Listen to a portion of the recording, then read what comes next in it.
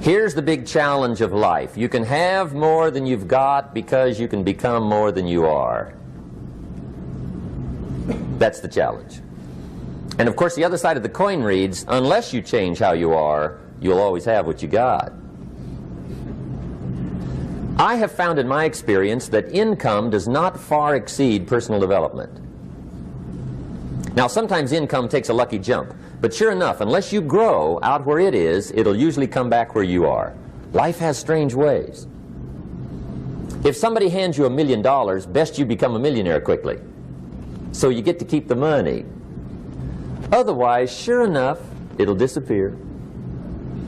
Somebody once said, if you took all the money in the world, divided it up equally among everybody, it would soon all be back in the same pockets. Incredible. Success is something you attract, not something you pursue. Success is looking for a good place to stay. So instead of going after it, you work on yourself. Personal development. See, the major question to ask on the job is not what are you getting. The major question to ask on the job is what are you becoming? See, the big question is not what am I getting paid here. The big question is what am I becoming here? Because true happiness is not contained in what you get. Happiness is contained in what you become.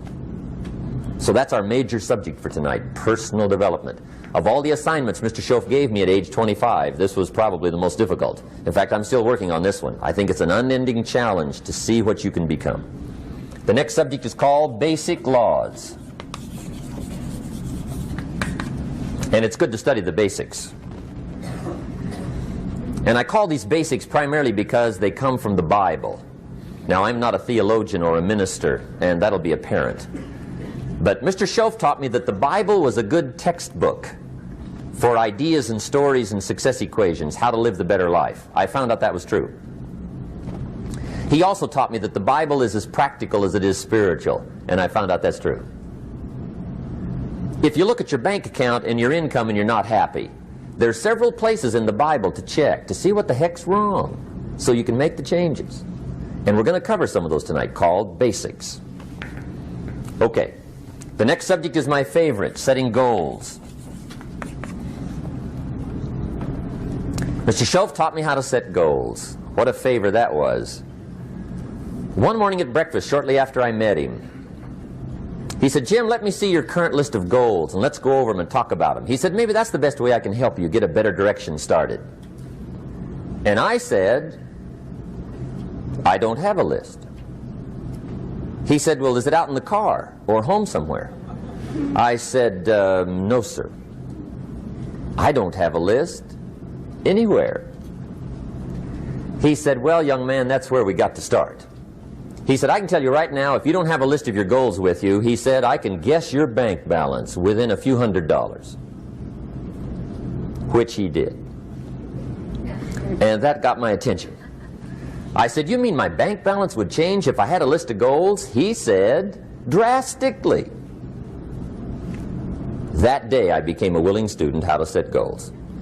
And sure enough, learning how to set goals changed my life. And I often wondered why no one had ever taught me how to set goals up until age 25. I went to high school, but if they offered it, I missed it. I went to college for a year, never heard it. I worked for Sears. Really. And to my knowledge, Sears never taught it. Right? How to set goals. So here I am, age 25, married, my family's starting, I've been to college, I'm working, and I still don't know how to set goals. But fortunately, when I was 25, I met the man who taught me how, and it revolutionized my whole life. Economically, socially, personally, it's incredible. So I want to share with you tonight what Mr. Shaoff shared with me, how to set goals. It can be a life changer. Okay. The next subject is the negative part of the seminar. Life is part negative, so we got to talk about the negative. And this subject is called diseases of attitude. Diseases of attitude. There's a lot of things that can wreck your chances to do well. We live in a rather dangerous world, so you got to be not only wise, you got to be careful. Now, attitude diseases are just as bad as physical diseases, right? High blood pressure, heart trouble. I mean, a lot of things will ace your chances to do well. So you've got to be careful. And attitude diseases are deadly. I mean, they'll destroy all the good things you start. Okay? So we'll go through those attitude diseases, how to spot them, how to look for them, what they are, and the cure. And I'm a pro on these because I've had them all, so I can give you excellent advice on these. Now, the last subject we're going to consider tonight is called the day that turns your life around. The day that turns your life around. And under this subject, we're going to talk about the emotions that can change your life. Human beings are emotional creatures, and emotions are powerful for life change. Now, of course, emotions are so powerful they can go either way on you. Emotions can either build or destroy. So you really have to employ emotions properly. We call civilization the intelligent management of human emotions. If you can intelligently apply your emotions in the right direction, no telling what can happen. Could turn your life around one day would be sufficient. So we'll talk about those. Okay. Now that's a lot to cover in one evening, but we'll keep at it here and see if we can't get it all done. I'd like to have you now jot down the theme of the seminar. Every seminar should have a theme, I guess. We've got one. It's on some of our literature if you happen to notice it, but if you didn't, for your notes, here it is. The theme of the seminar goes like this: the major key to your better future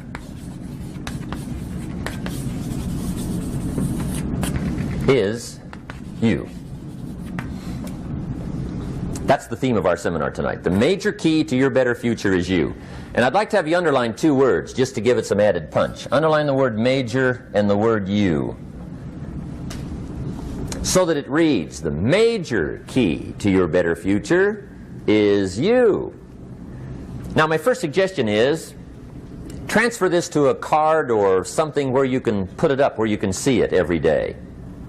Preferably put it up where you can see it at the beginning of the day, before you go off to put the day together. This is a good phrase just to glance at, to keep in mind as you're putting the day together. It's called the silent seminar. If you'll just let this talk to you during the day, I found it to be tremendously helpful. The major key to your better future is you. For a big share of my life now, I didn't have this one quite figured out. Among a lot of things I didn't have quite figured out. Many things used to puzzle me back in those early days. I used to wonder why two people could work for the same company, one make twice as much money. Now, see, that used to puzzle me. And maybe they were the same age, graduated from the same school, live in the same community, work for the same company, with the same products and the same services. They've got the same traffic, the same problems, and one makes $1,000 a month, the other one makes $2,000 a month. Now that was my puzzling question. Why would this long list be the same and the money twice as much? I asked, what's the difference between $1,000 a month and $2,000 a month? And I don't mean $1,000 a month, right? I could figure that out. But what makes the difference? Why would one person do twice as well, 3 times as well? Speaking economically. Now, I know there's more than one way to do well. I understand that. But in this little narrow area called compensation, what's the difference? Well, back then, with my faulty thinking, I'm trying to reason it out. I thought, well, maybe time makes some of the difference, right? Some people do better because they have more time. I used to say, Harold ought to be able to do well. He's got a lot of time. If I had all of Harold's time, I could do well. Now, that's got to be dumb, right? Number one, you can't get somebody else's time. A guy says to me one time, he says, you know, if I had some extra time, I could make some extra money. I said, then forget it. There isn't any extra time. Hey, when the clock strikes 12 midnight, that about wraps it up, right? I mean, you can look around the gongs there for a little more, but it's over. You say to the guy, what are you doing? He says, I'm looking for extra time. See, they'll come and take you away, right? There isn't any more time. Now, if you can't get more time, which you can't, what could you get more of that would make a difference in economic results? And here's the key word. Make it a part of your notes. We're going to consider it tonight. The word is value. And I have a little phrase for your notes. Value makes the difference in results. Value makes the difference. You can't get more time, but you can create more value. Now here's the first lesson of economics. Everybody should learn it from the time they're old enough to understand what a dollar means, how to earn one, how to get one, how to keep one, what to do with it. First lesson of economics. We primarily get paid for value. That's lesson one. Bringing value to the marketplace, that's how you get paid. You don't get paid for the time. I know it takes time to bring value to the marketplace, but you get paid for the value, not the time. Now, since that's true, here's one of the key questions of the evening. Is it possible to become twice as valuable at the marketplace and make twice as much money in the same time? Could you become 3 times as valuable? Make 3 times as much money in the same time? Is that possible? The answer is yes, if. And it's always if, right? Life is known as the big if. Harry Truman once said, life is iffy. How true. And here's the big if we're going to consider it tonight. It's possible to do much better at the marketplace if you go to work primarily on yourself. And that's the theme of our seminar tonight. Learning to work primarily on yourself. People have asked me for the last 24 years, how do you develop an above average income? And the answer is, become an above average person. Develop an above average handshake. Some people want to be successful, they don't even work on their handshake. As easy as that would be to start on. They let it slide, they don't understand. Develop an above average smile. Develop an above average excitement. Develop an above average interest in other people. Develop an above average intensity to win. See, that'll change everything. Probably one of the most frustrating experiences in life is looking for an above average job with above average pay without becoming an above average person. It's called frustration.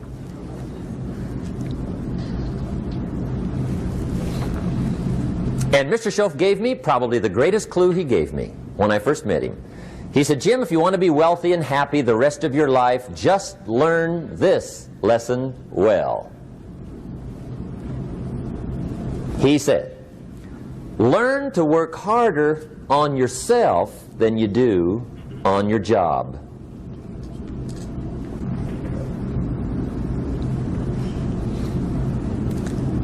Then Mr. Shaoff gave me probably one of the most important clues among so many things he taught me, but this was in those early days. Mr. Shaoff was very kind, but he was also very abrupt. And he had these interesting questions to ask. I'm giving him a little rundown one day on how things hadn't worked out for me. He said, Mr. Rohn, I've got the answer for you if you will listen carefully. And listen carefully I did that day and for the next 5 years. If somebody's wealthy and happy, you gotta listen.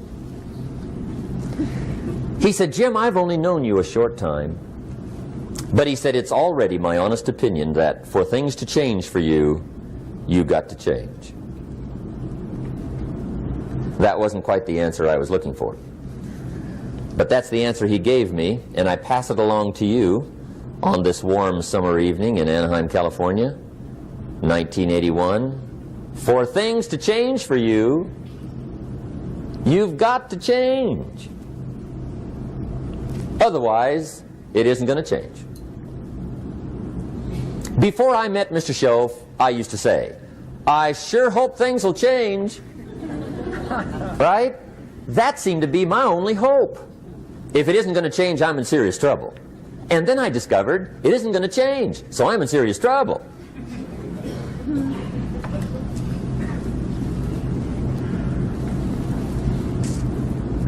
See, I can tell you what the 80s are going to be like. You have dropped into the right place.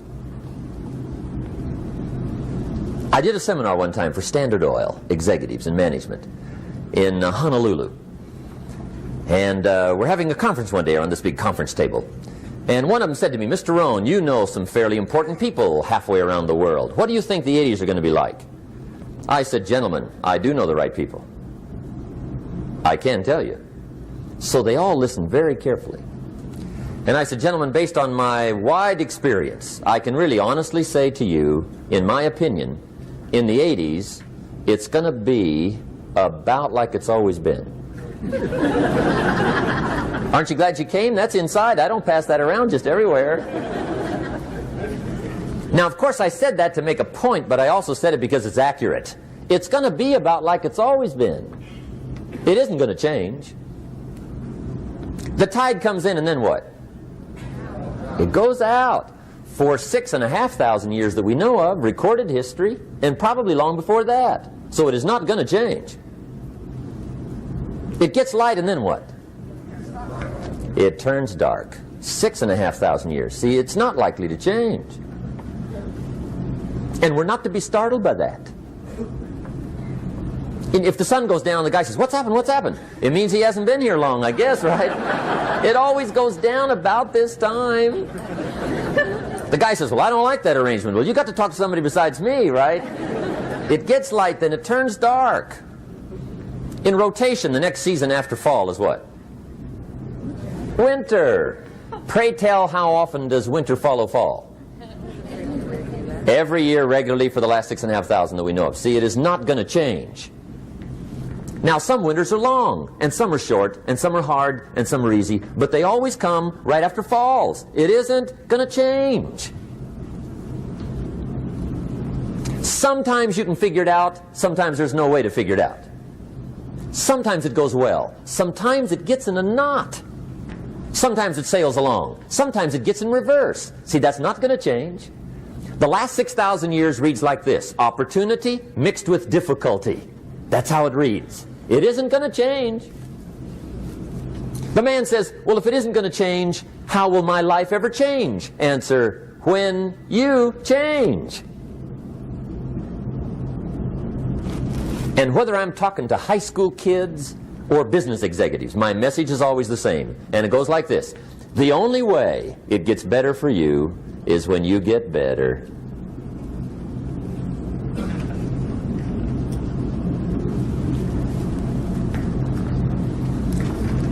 Let me give you the 4 major lessons in life to learn. Here's 4 majors. It's good to study the majors. In our weekend seminar we teach. Some people don't do well because they major in minor things. You've got to be on the lookout. At the end of every week, end of every month, you've got to check, make sure you're not spending major time on minor things. We go through that whole series. Majors and minors. Now, let me give you 2 phrases before we get to the 4 majors. This will set it up and you'll see where I'm going. 2 key phrases for your notes. Here's the first one. Life and business is like the changing seasons. That's the first phrase. Life and business is like the changing seasons. One of the best ways to describe life, it's like the seasons. Frank Sinatra sings, life is like the seasons. Now here's the second phrase. Very important. You cannot change the seasons, but you can change yourself. You can't change the seasons, but you can change yourself. And see, that's how life gets better for you, not by chance, but by change. Now, here's the 4 major lessons in life to learn. I've got my first book finished, came out a couple of weeks ago. This is in it, the 4 major lessons in life to learn. Here they are. Number 1, learn how to handle the winters. That's lesson 1. They come right after falls, with regularity. Some are long, and some are short, and some are hard, and some are easy, but they keep coming. You must learn to handle the nights. They come right after days. You must learn to handle difficulty. It comes right after opportunity. You must learn to handle recessions. They always follow progressions for the last 6,000. See, it isn't going to change. The lesson you must learn is how to handle it. And there's all kinds of winters, right? The winter when you can't figure it out. The winter when it all goes smash. The winter when it turns belly up. The winter when it won't work, when you've run out of money and you've got a broken heart. See, those are winter times. There's all kinds. Economic winters, social winters, personal winters.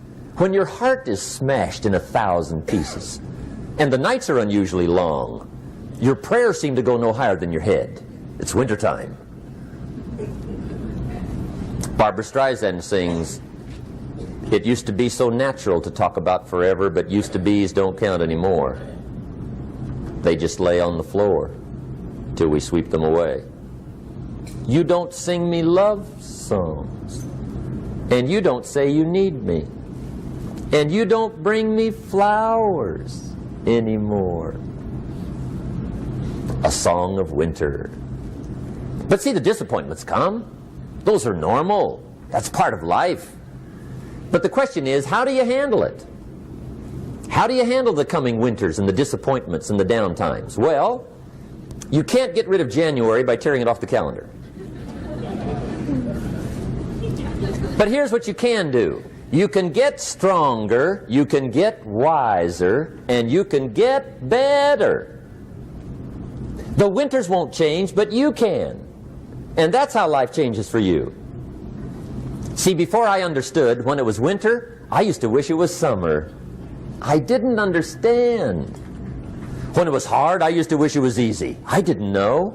And then Mr. Shaoff gave me a part of his very unique philosophy when he said, "Don't wish it was easier, wish you were better."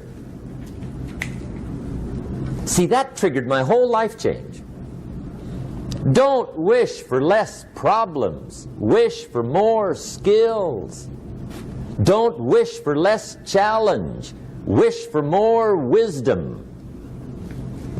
That's the key. So that's lesson one, learn how to handle the winters. Here's lesson two, learn how to take advantage of the spring. That's the second one. Spring is called opportunity. And spring follows winter. What a great place for it. If you were going to put it somewhere, that'd be the place to put it, right after winter. And pray tell, how often does spring follow winter? Every year with regularity, 6,000. You can almost count on it. See, opportunity always comes. Days follow nights. Isn't that terrific?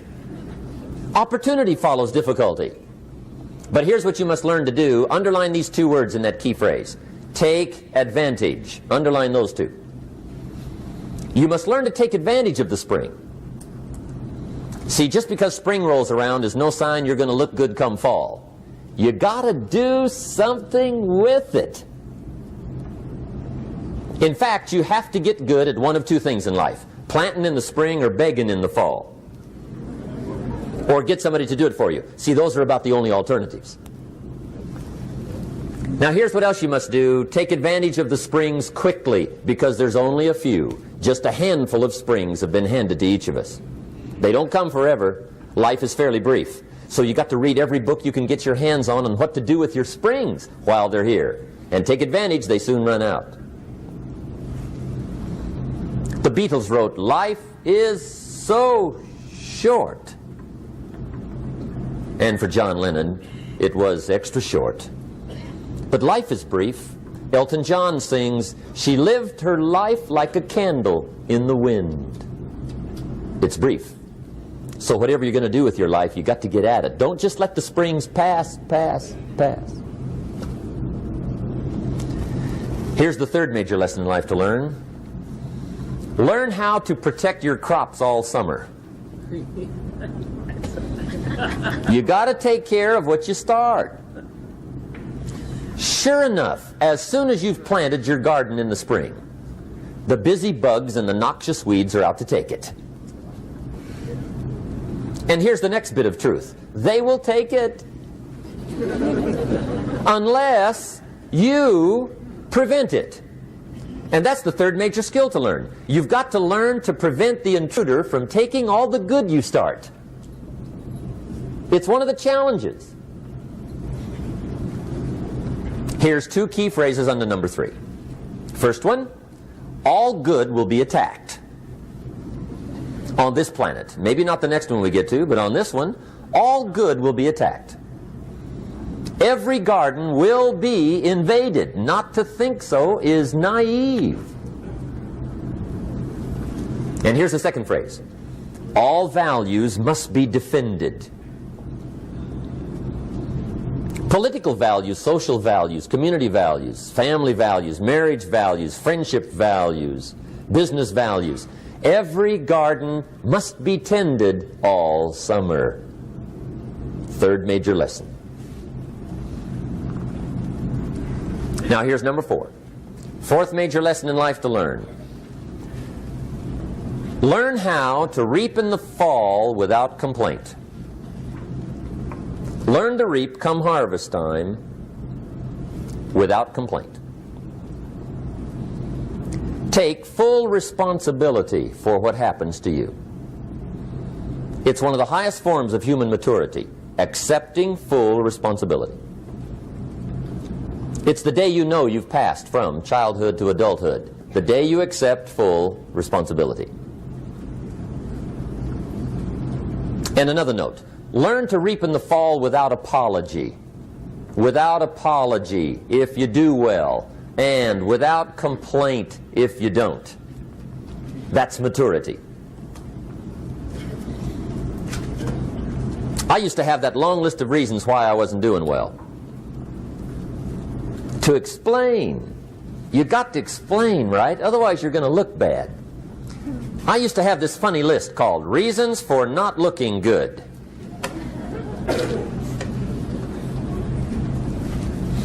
I used to blame the government. I mean, you can believe that or not. It was at the top of my list. I had a lecture second to none. The government. That was on my list. I used to blame taxes. Look what you got left after they take everything. And they expect you to do well. That was on my list there.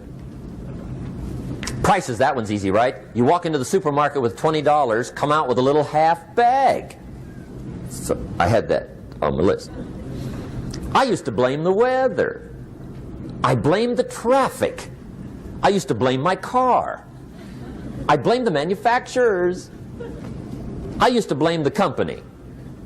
I blamed company policy. I used to blame the training program. I blame my negative relatives. They were always putting me down.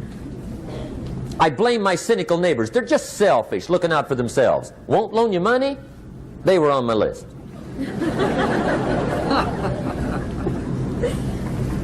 I used to blame the economy. I blamed the community.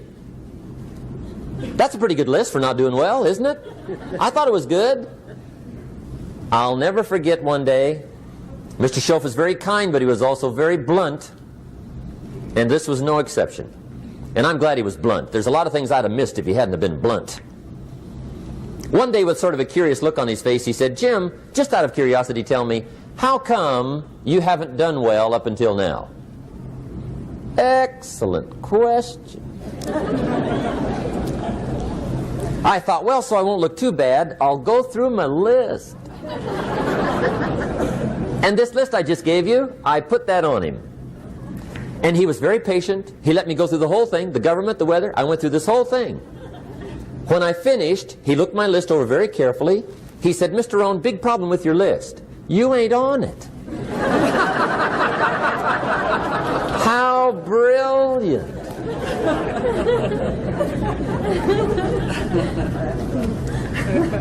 When I went to work for him a few months later, I learned very quickly to tear up my list, reasons for not doing well, and I threw it away. And I got me a fresh piece of paper. And I put one word on it. Me. There's a Black Heritage spiritual that says, "It's not my mother nor my father, nor my brother nor my sister, but it's me, oh Lord, standing in the need of prayer." See, I used to blame everything outside. And then let me give you a little philosophy that helped turn my life around. For your notes, here it is. It's not what happens that determines the quality or the quantity of your life. It's not what happens. And the reason is because what happens happens to about everybody. No different. The sun went down on all of us last night. A common event, a happening. And I found out that the same things can happen to two different people. One gets rich and one stays poor. Why is that?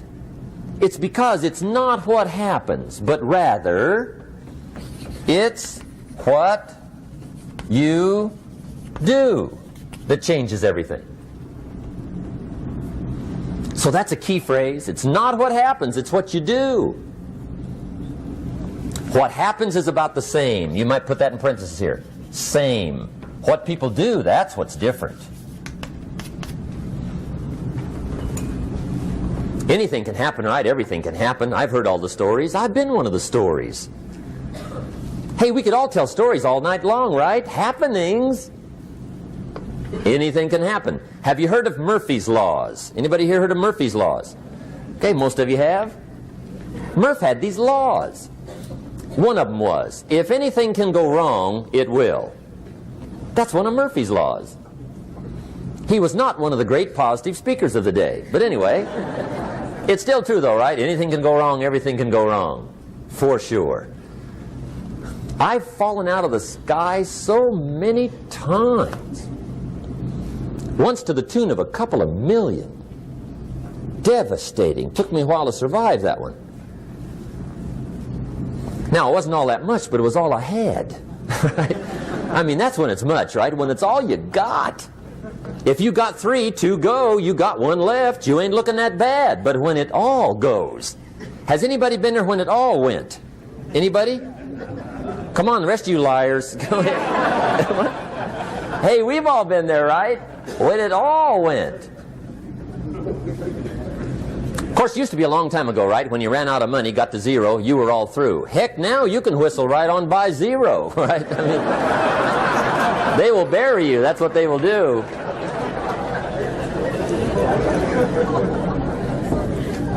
But see, those are the happenings, right? Everything can happen. Anything can happen. But it's not the happenings. It's what you do about it. Somebody says, yeah, but you don't understand the disappointments I've had. Come on. Everybody's had their share. Disappointments are not special gifts reserved for the poor. Everybody has them. The difference is what you do about them. It's not the weather. I used to blame the weather, and I discovered it rains on the rich. So see, that won't help. 2 men wake up one morning, there's a rainstorm on. One of them looks out his window, sees the rainstorm, and he says, wow, what a storm. With weather like this, they can't expect you to go out and make sales. He stays home. Same morning, the other guy looks out his window, sees the same storm, says, wow, what a storm. But he says, you know what, with weather like this, what a great day to go out and make sales. Most everybody will probably be home. Especially the salesman.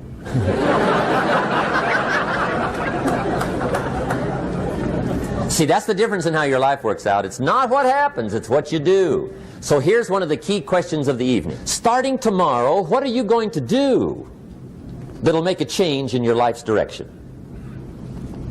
Good question. What are you going to do starting tomorrow that'll make a difference? Now see, if you don't do something starting tomorrow that'll make a difference, guess what? It's gonna be the same. And see, that way you can guess what the next 5 years are going to be like. Look at the last 5. Because the next 5 are going to be like the last 5 unless you, major key, tomorrow, change it all. Or change a little, or change something, or don't change. It's choice time. You can do whatever you want. But it's nice to know any day you wish you can change your whole life. What can you do starting tomorrow that'll make a difference? Good question. What can you do with economic chaos, massive disappointment? What can you do with a broken heart? What can you do when it won't work? Good question. So if I had a word with you tonight, one-on-one, Just you and me. I think my personal advice to you would be, this year, 1981, reach down inside of you and come up with some more of those remarkable human gifts. They're there, waiting to be utilized. And then change anything for you you want to change. And I challenge you to do that because you can change. If you don't like how it is for you, change it. If it doesn't suit you, change it. If it doesn't please you, change it. If it isn't enough, change it. And I challenge you to do that because you can change. See, you don't ever have to be the same again after tonight, only by choice. If you don't like your present address, change it. You're not a tree.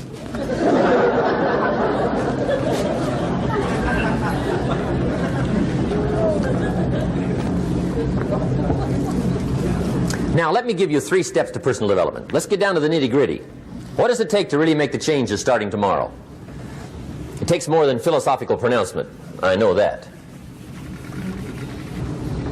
It also takes more than enthusiasm. I know we're hearing a lot about enthusiasm these days, but see, that just won't do the job. We're still hearing the old cliches of the 30s, right? To be enthusiastic, you must act enthusiastic. But see, that's not going to help. After you have leaped about, there are some things you got to do, or it isn't going to change. See, you can get all excited about lifting 200 pounds till you get to the gym. And then you need a new excitement. And the new excitement is called discipline. Major step to human progress. Discipline. If there's one thing to get excited over, that's it. Get excited over your ability to make yourself do the necessary things. What could you make yourself do starting tomorrow that would change it all? No! Tell him. Now, see, that's exciting. On any given day, you can massively change the direction of your life. Murder is a clear example that any one person on any given day can forever alter the course of their life. It just happens to be a negative act. But just as sure as you can commit a negative act, you can also commit a positive act and forever alter your life, whenever you wish. Now that's exciting. And whatever that act might be that changes your life. The guy finally takes a shotgun to his car and blows out every window, destroys every tire, puts 100 rounds in this shabby old thing. And he says, I have driven this embarrassing thing for the last time. And not only will I never drive it again, nobody else will ever drive it again. And he lets that shuddering thing stand there for a while as a monument to the day he said, today my life changes. Now who can do that? Anybody. When can you do it? Whatever day you pick.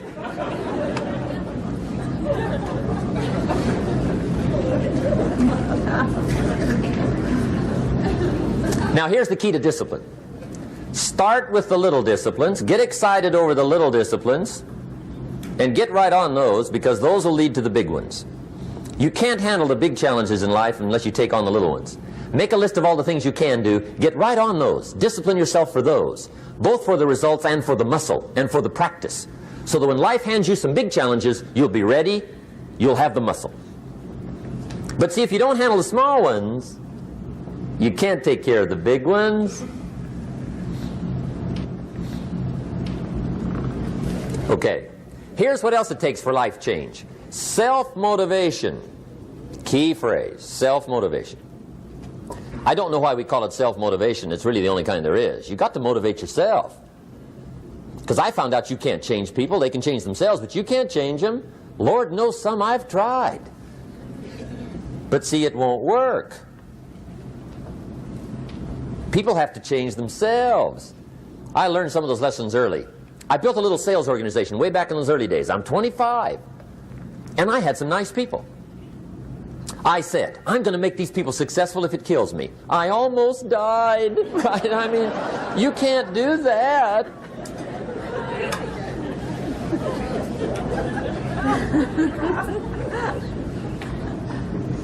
See, I've discovered this. Good people are not trained, they're found. You find good people. You don't make them good, you find them good.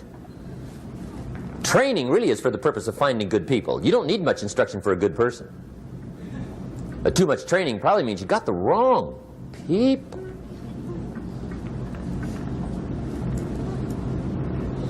So you got to find the right people. That's the key to getting a good job done. One of the major things we learn in management, lesson 1, don't send your ducks to Eagle School.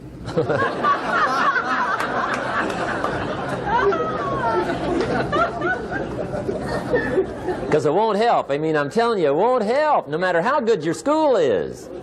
And the little eagle badge and little eagle hat, I'm telling you, it won't help. It won't help. You can tell whether your school's done any good, right, is when it's over, right? The duck goes for his first rabbit and makes him a friend. You say, no, no, no. Anyway, so it takes self-motivation to really alter your life. And you don't want to give self-motivation away to somebody else and make it somebody else motivating you.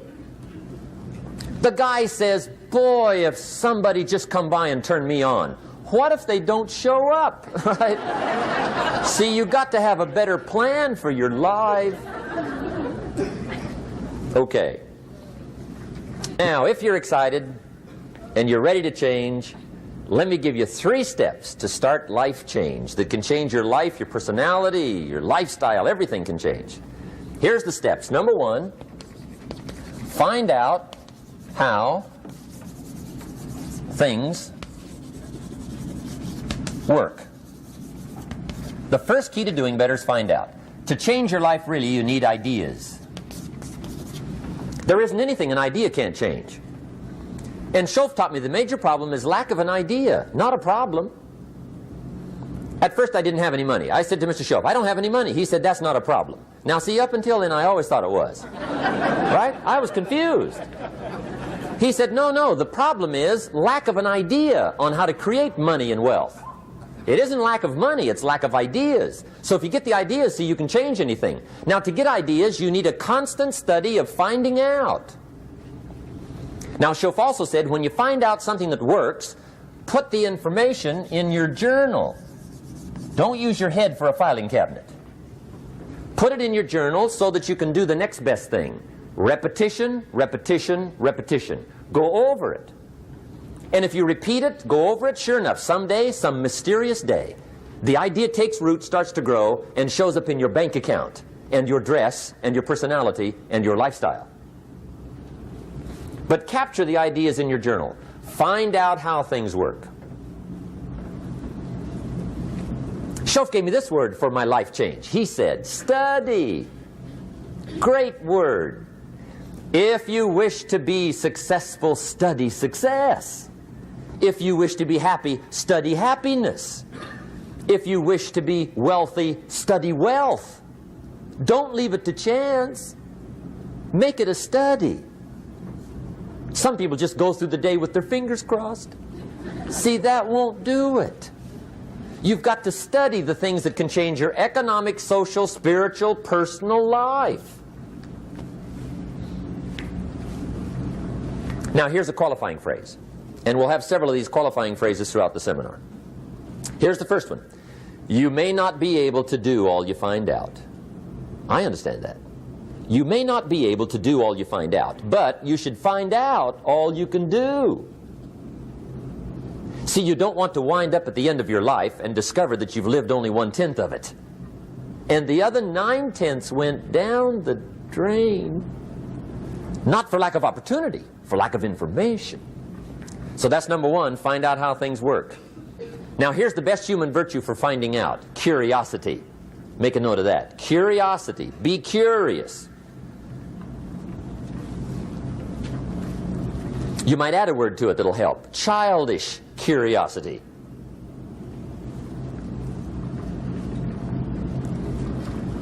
What will kids do if they want to know something bad enough? Bug you, that's the phrase. They can ask 1,000 questions. You think they're through? They got another 1,000. They'll drive you to the brink. It's a virtue. when you got to know. Be like a child. In fact, Jesus, the master teacher, said, unless you can become like little children, you might as well forget it. You don't have a prayer. Excellent advice. You got to be like children. 4 ways, in my opinion, to be like a child. Number 1 is curiosity. Number 2 is excitement. Get excited like a child over your ability to make yourself do anything for change. 3rd is faith. Have faith like a child. Adults are too skeptical. And 4th is trust. Trust is a childish virtue, but the rewards are incredible. So be like a child. Now, if you're curious, let me give you 3 ways to find out how to change anything. Any life direction, any dimension. Here's 3 ways to find out how to change anything. Number 1 is to read. Become a good reader. All of the successful people I know and work with around the world, they're all good readers. Curiosity drives them to read. They got to know. They just read.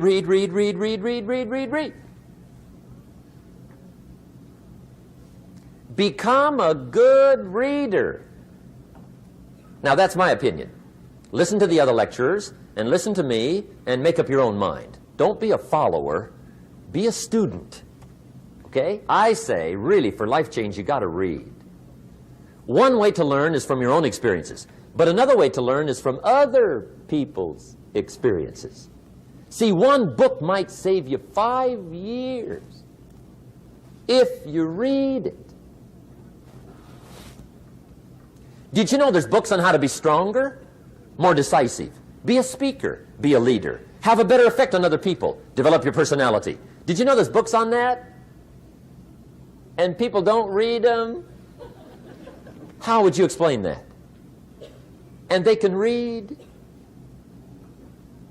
Did you know that hundreds of successful people have written their stories in books and they wrote down how they did it and people don't read it?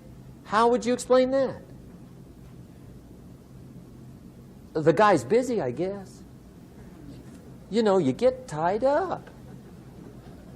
The guy says, well, yeah, you work where I work. By the time you struggle home, it's late. You got to eat a bite of supper, watch a little TV, get to bed. You can't sit up half the night reading. And the guy's behind on his car payment. Good worker, hard worker, sincere. But you got to be better than sincere and work hard. Otherwise, at the end of your life, you'll wind up cold, stony broke. You got to be better than a good worker. You got to be a good reader. The whole world is governed by laws. The universe, in fact. Laws. We call it the law of electricity. We call it the law of gravity. There's mathematical laws. There's physical laws, speed and velocity laws, agricultural laws. There's all kinds of laws. Now that we find ourselves on the spinning planet, you just have to learn what I call the setup. Learn the setup. Life's setup. Now, we didn't set it up, but we're here, so you got to learn it. And we should learn the setup for 2 basic reasons. Number 1, to keep from getting hurt. It's one of the major reasons for learning, so you won't get hurt. See, economically, socially, personally, you can get hurt just not knowing. Ignorance is not bliss. Ignorance is poverty. Ignorance is tragedy. You got to know, or you're going to get hurt. It's good to know not to walk out the 10-story window. That's excellent information. Now, what if a guy didn't know and he walks out? Now he's dead at the bottom. Somebody says, well, the poor guy didn't know. You got to know, or you're going to get hurt. Okay. Now, here's a parenthesis. You don't have to like the setup. I don't ask you to like how it is. That's not what's important. But it is important to learn how it is. Okay? So you don't have to like it, but you should learn it. That's what I tell the kids, right? Make sure you get the information.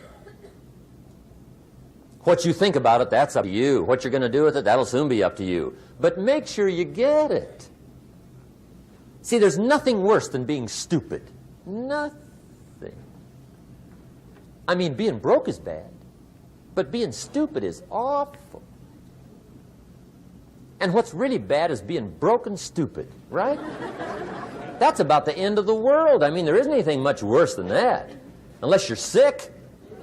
Sick, broken, stupid. I mean, that is it, right? There's nowhere else to go. So make sure you get the information. It's key. You don't have to like it, but learn it. If this big monstrous thing lifts up in the sky, hangs there for a little while, cuts loose, comes crashing down, boom, shakes the ground for 5 miles. And then this big monstrous thing lifts back up in the sky, hangs there for a little while, cuts loose again, comes crashing down, boom, shakes the ground for 5 miles. It just keeps doing that, this big monstrous thing, lifting up and then crashing down, boom. Now, you might come along one day and say, that's got to be a stupid arrangement, which is okay. You're entitled to your opinion. But the first thing you should learn to do is get out from under it, right? That's number one. You might have a great moral argument. You might want to shake your finger at the sky, but do it from over there, right, so you don't get smashed. It's called your basic smart. So number one, learn so you won't get hurt. Whether you like it or not, learn. Now here's the second reason for learning, the setup, to benefit. It's called the plus of life. And that's what life is, right? Both minus and plus. The minus is tragedy, heartache, misery, failure, unhappiness. But life is also happiness, prosperity, good feelings. So here's the key. Learn to get on the good side of the way things work.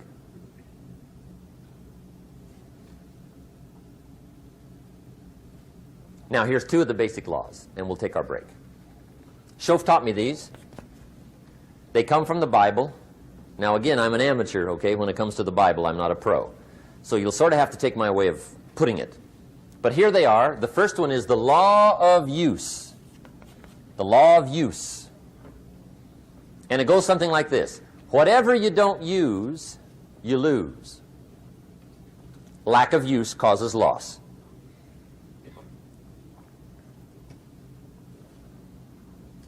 On this planet, maybe not the next one, but on this one, if you tie your arm to your body, leave it there long enough, you'll never use it again.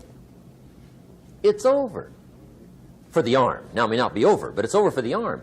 The only way to keep the use of this arm is what? Keep using it. If you quit, you lose automatically. They don't bring it up for a vote. You lose automatically when you quit. Now, the same thing that goes for your arm goes for your brain, mentality. The same thing goes for all the human virtues. Ambition, unused, declines. Strong feelings, unused, diminish. It doesn't grow, it diminishes. Faith, unused, decreases. It's a law. Vitality unused diminishes. Energy unused decreases. The guy says, well, I'm going to save up my energy. You can't do that. That's like trying to save today, put it on the end of the year. See, you can't do that. They'll come take you away. If you don't use today, what? It's lost. The guy says, well, I'll work twice as hard tomorrow to make up for it. See, that's foolish. You could have done that anyway. Today unused is lost. A talent unused is lost. An ability unused is lost. So here's one of the key expressions of the evening. Take a new inventory of yourself. Starting tomorrow, new project. Take a new inventory. And make sure that all of your talent and ability and mentality and ingenuity and vitality and strong feelings, faith, courage, make sure that all you've got's being used. Otherwise, you lose. Now, one of the best illustrations of the law of use is a Bible story called the Parable of the Talents. The talent story. Interesting story if you haven't read it in a while. Just review it. It's a good story. An ancient story. It says there was a master with 3 servants. He got them together one day and he said to the 3, I've got these talents. And in those ancient days, a talent was a measure of gold. And he said to the 3 servants, take these talents and see what you can do with them while I'm gone. He said, I'm taking a journey and I'll be gone for a while. When I come back, we'll get together, go over the book, see how you did. He said, here's 5 of these talents for you. 5. Here's 2 of them for you. 2. And here's 1 for you. 1. The master said, take those talents, see what you can do with them. When I come back, we'll get together, we'll go over it all. The servant said, okay, master takes off. According to the ancient story, the master comes back from his trip. When he gets back, he gets the 3 servants together, and as he said he would, he asks, how did it go with those talents? You were 5. What happened? That servant said, well, I took the 5 talents you gave me, and I put them to work. A little shaky at first, but he said things finally got rolling. And he said, I poured it on. And he said, my talents grew to 7, 8, 9, 10. He said, I doubled my talents from 5 to 10. Books will show. Master said, one heck of a job. Or something like that. He said, I gave you 2 talents. What happened? That servant said, about the same thing happened to me. I put those 2 talents to work, poured it on. They grew to 3 and then to 4. He said, I doubled my talents from 2 to 4. Books will show. Master said, well done. He said, I gave you 1 talent. What happened? That servant said, well, I took the talents you gave me, and I carefully wrapped it, and I dug a hole and buried it. And camouflaged it, I suppose, right, so nobody would steal it. And he said, fortunately, nobody got it. And he said, I knew you were going to be here today, so I dug it up. Here it is, safely wrapped. I did not lose it while you were gone. According to the ancient story, the master said, take that talent away from him and give it to the man that's got 10. Now you might say, well, I don't like that arrangement. The poor guy's only got 1 talent. He's already got 10. It ought to be more even. Remember, I didn't ask you to like it. But this one I would ask you to learn, because it simply means whatever you do not employ, you forfeit. It's a law. So learn well the law of use. Now here's the second one, and we're going to take our break. Second law from the Bible. This one we've heard since we were small, I'm sure. It's called the law of sowing and reaping. In fact, we've probably heard it so often we could quote it. It says, whatever you sow, what? You shall reap. Fairly blunt, hopefully clear. Here's my first suggestion on the law of sowing and reaping. Don't try to beat it. You might as well try sitting on the sun in the morning. Keep it from coming up. You'll have better luck. Whatever you sow, you reap. Now, for a fair share of my life, I'm a bit mixed up on how all this applies. Among a lot of things I was mixed up on. I knew I wasn't reaping too good. That I understood. My problem was I was confused about what was causing it. Remember me with the funny list? I thought those are the reasons why it isn't working out well. And then Mr. Shaoff gave me the clue that helped me figure it all out. He said, Mr. Rohn, I have another answer for you. There's another way to quote this law that'll show you where the problem is so you can go to work on it right away. All you need to know is where the problem is. Then you can go to work on it. So he quoted me the law another way, and I found out what my problem was. Here's the way you quote the law. Whatever you reap is what you've sown. Now I knew what my problem was. Whatever you reap is what you've sown. If you don't like the crop, who do you look up? Answer, whoever planted it. And where do you find who planted your crop? Answer, in the mirror. What I finally learned to do come fall was to go to the mirror. That's where you go. And if necessary, you say, a few skinny carrots? I got to be unimpressed. Where were you last spring? Asleep. Didn't you read the books? Did you break your hoe? Let me give you 7 key points to the law of sowing and reaping. Let's tick right down through the list of 7, and it'll be break time. 7 points to sowing and reaping. Here's part of the philosophy that really helped me to make some changes in life direction. Number 1, the law of sowing and reaping is negative. That's number 1, which simply means if you sow bad, you reap bad. Now, this is kind of 3rd grade, but it doesn't hurt to go over the basics. If you plant thistle seeds, you don't get pumpkins. Honest, no use looking for pumpkins. John says, how come no pumpkins? Come on, John. The law's negative. That's how come. Now, here's number 2. The law's positive, which simply means if you sow good, you reap good. If you plant pumpkin seeds, you don't get thistles. Not from pumpkin seeds. Mother Nature won't pull tricks on you over in the corner snickering and pushing new thistles and you planting pumpkin seeds. She won't do that. You will get pumpkins from pumpkin seeds, and the reason is because the law is positive. Now, here's number 3.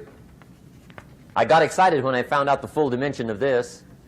See, you do not reap what you sow, but rather you always reap much more than what you sow.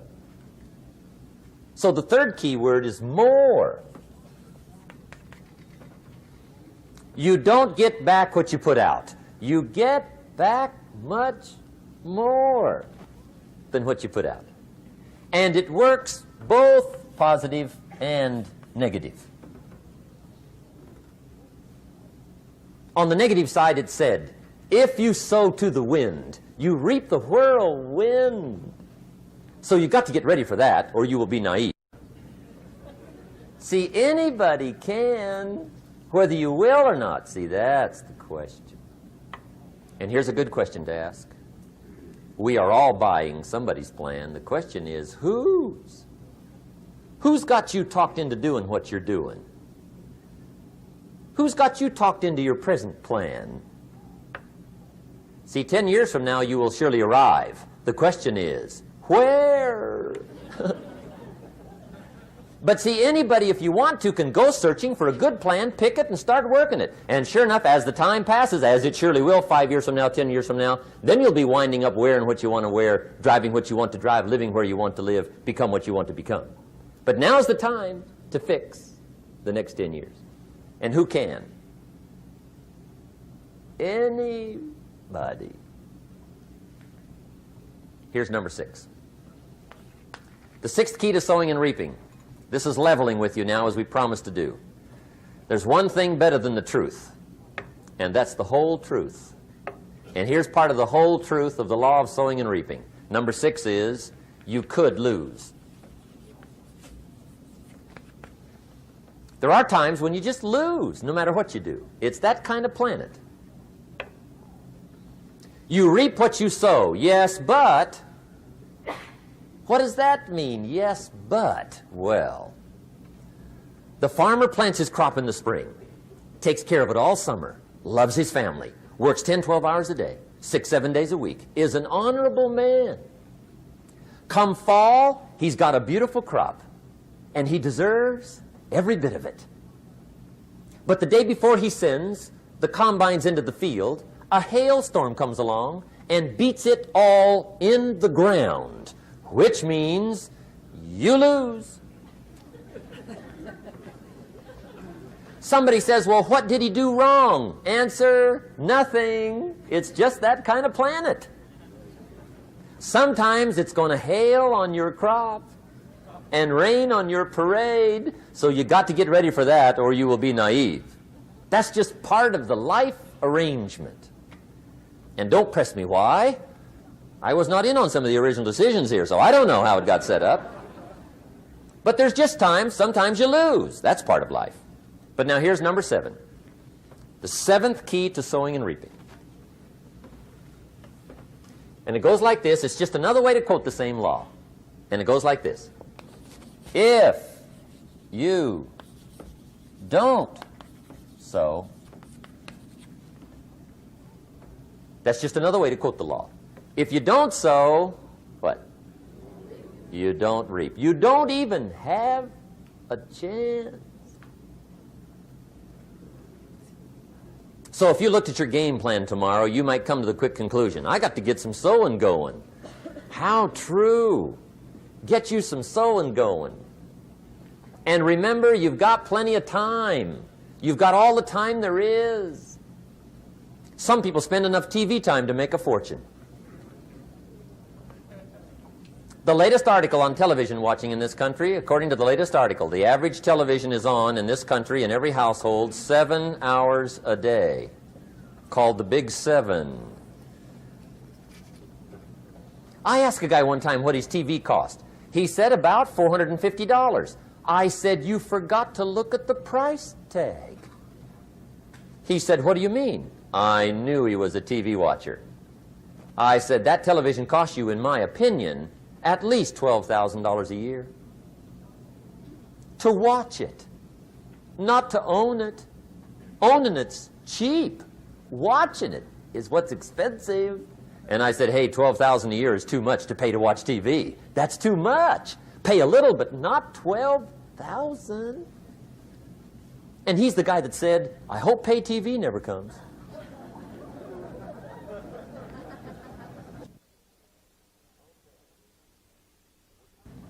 Okay. We're trying to cover an awful lot tonight. I realize that. But my time schedule is such that we just have to sort of give it all to you and let you sort the rest out. I wish we had plenty of time for questions and answers and that whole thing, but our time is just limited. But we are trying to go through an awful lot. I realize that. But looks like everybody's getting it. This is about the note-takingest crowd I've seen in a long time. Incredible. Does anybody have 5 pages yet? Anybody? Oh, fantastic. Incredible. Okay. Maybe you heard the story about the preacher down in Texas, southern part of the country. He was an evangelist back in the horse and buggy days.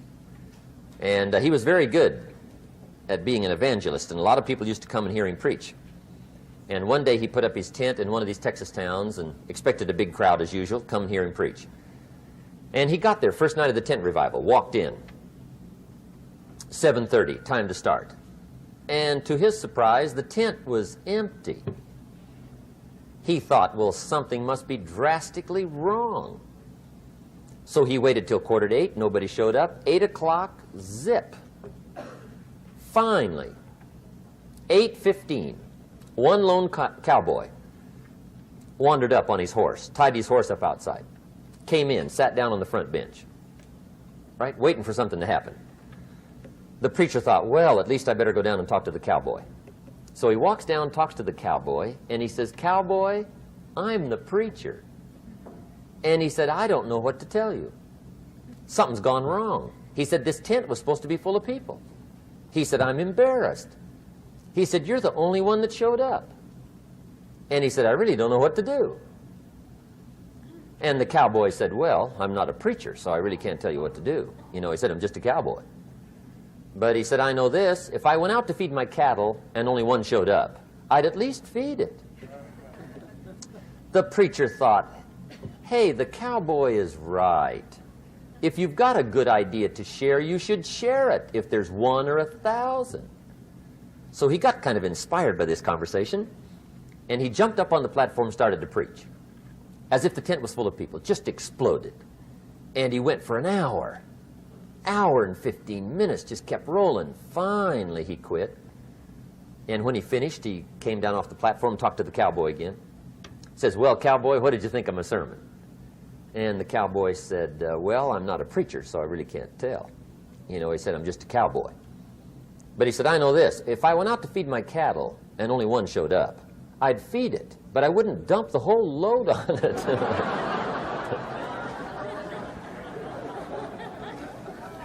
So anyway, if it seems like we're dumping the whole load tonight, I guess we are. But gosh, everybody's doing well. I'm having a good time. I appreciate the response here tonight. Okay, the next subject is setting goals. Let me show you what turned my life every way but loose. Mr. Shaoff dropped this idea on me, changed me completely. Setting goals. Here's what can easily happen if you don't set goals. It's easy to let life deteriorate into making a living instead of designing a life. And we all have a choice: make a living or design a life.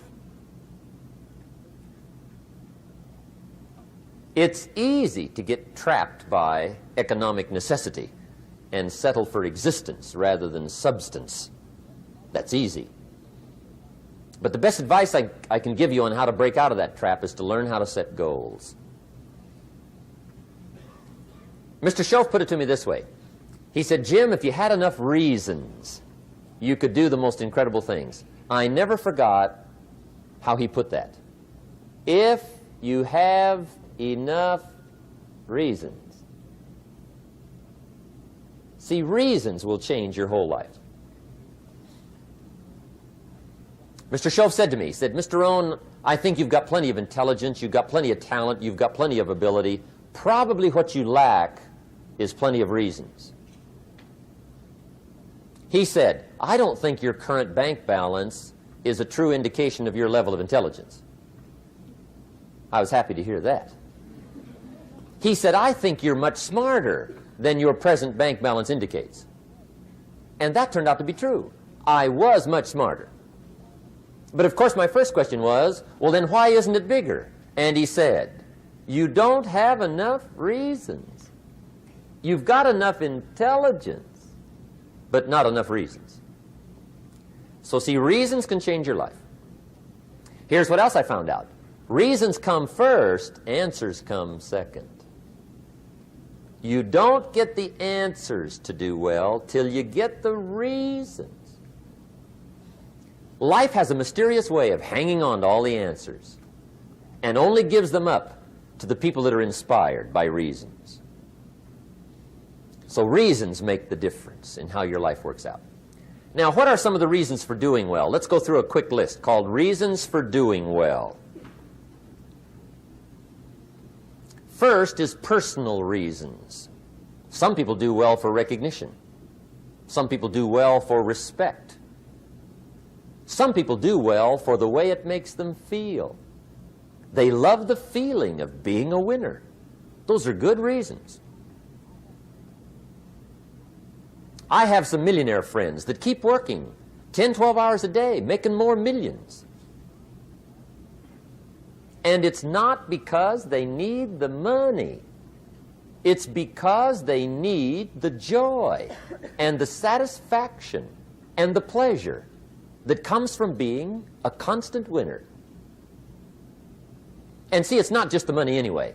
It's the journey, not the money.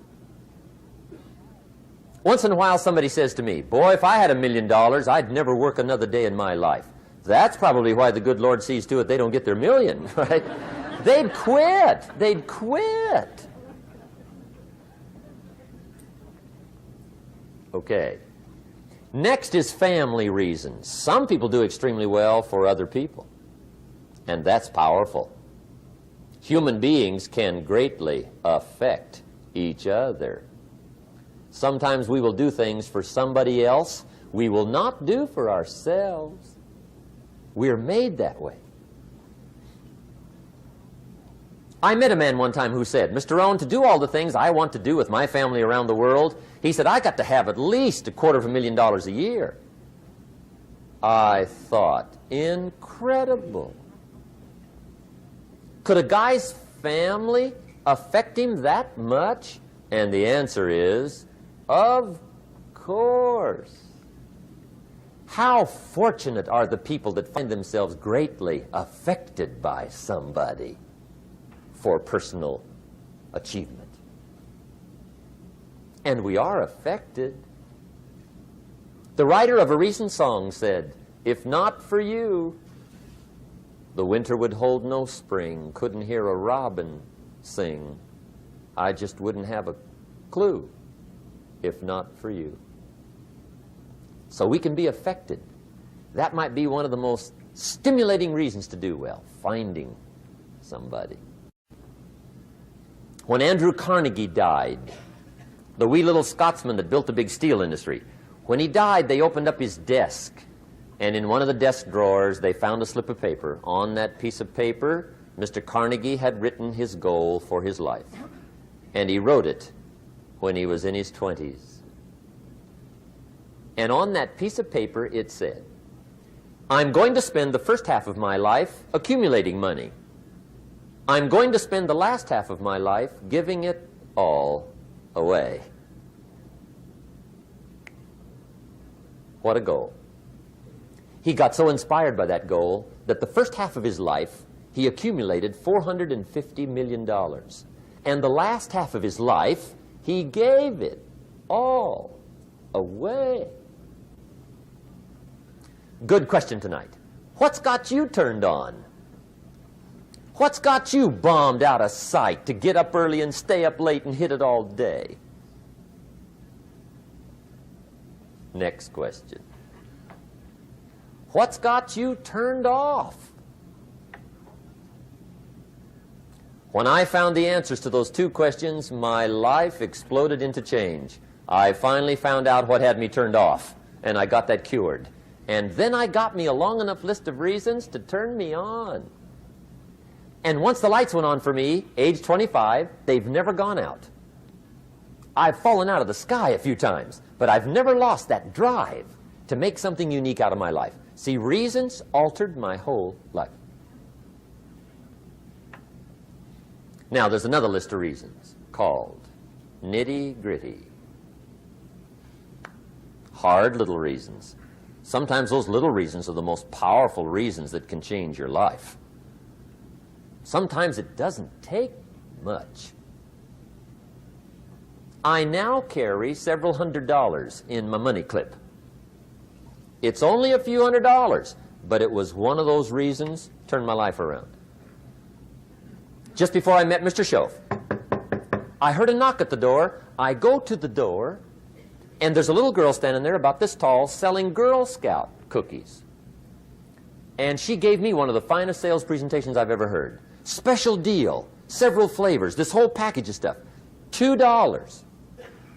And with a big smile, she very politely asked me to buy. And I wanted to. Big problem. I'm broke. I don't have $2. And to this day, I can remember the pain and the embarrassment. I'm a father. I'm a husband. I've been to college. I'm working. I'm 25. I don't have $2. And I didn't want to tell her that for some reason. So I did what I thought was next best. I lied to her. I said, "Hey, look, I've already bought lots of Girl Scout cookies. I've still got plenty stacked in the house," which was not true. But it seemed to get me off the hook for the moment. She said, "Well, gosh, that's wonderful. Thank you very much." And she went away. When she left, I closed the door, and that was the day I said to myself, I don't want to live like this anymore. I've had it with lying, and I've had it with being broke. I'm never going to let this happen to me ever again.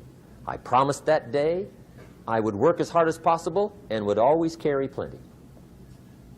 It took me a little while, but now I do. It was one of those reasons. And I guess I carry plenty for two reasons. One is the way it makes me feel, but also in case I bump into another Girl Scout selling cookies. Right? I'm ready.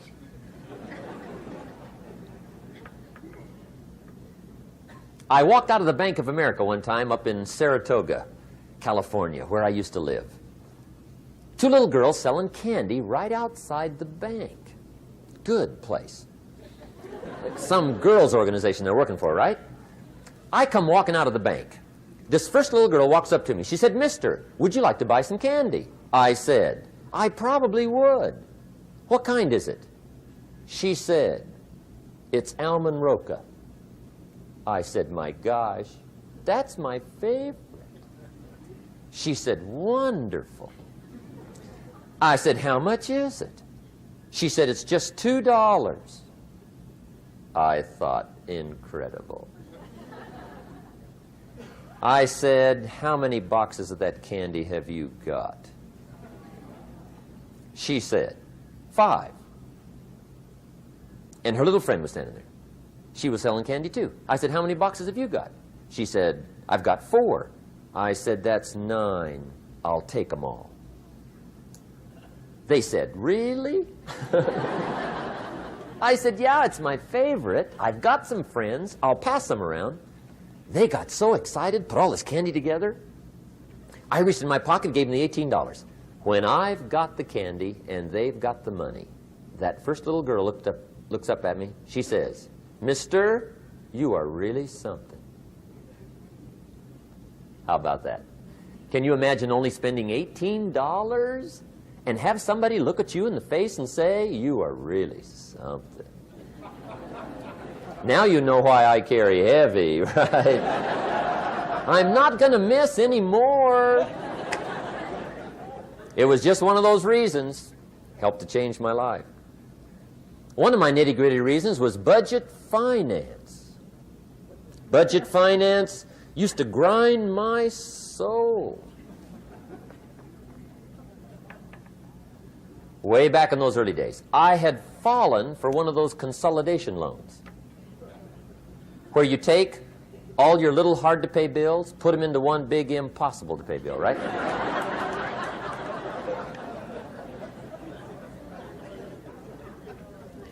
I would get 4 or 5 payments behind. This one guy used to call me day and night. I don't think they're allowed to do that anymore. Harassed me. Threatened to run me in front of the judge. Threatened to ruin my credit. Threatened to embarrass my family. One day he said, "We're going to come get your car, drag it rear end up down the street in front of your neighbors." The guy even called me a flake.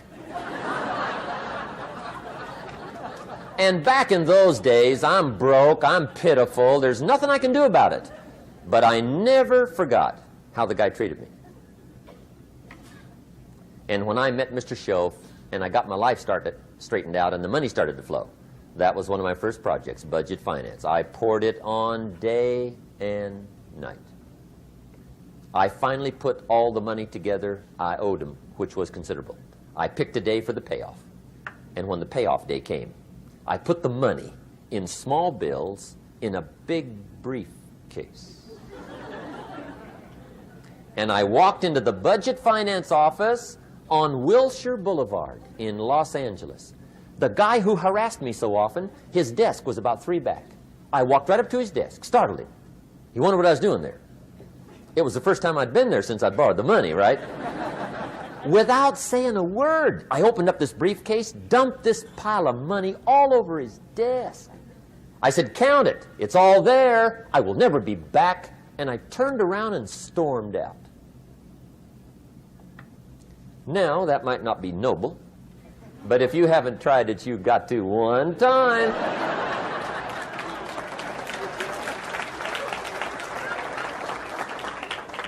It can be the day that turns your life around. All you need is a reason that turns you on.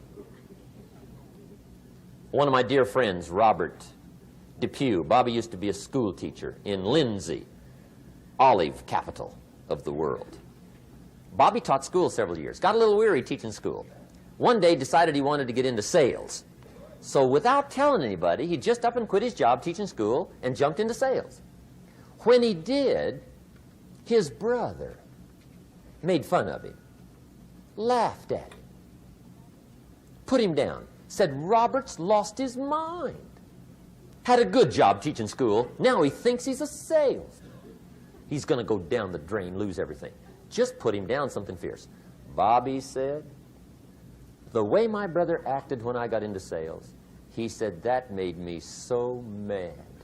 I decided to get rich. And my question for you tonight is it possible to get that mad? Of course.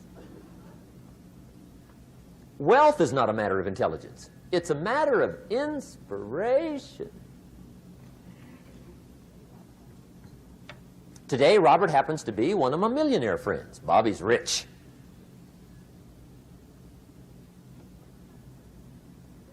Frank Sinatra said one time, the best revenge is massive success.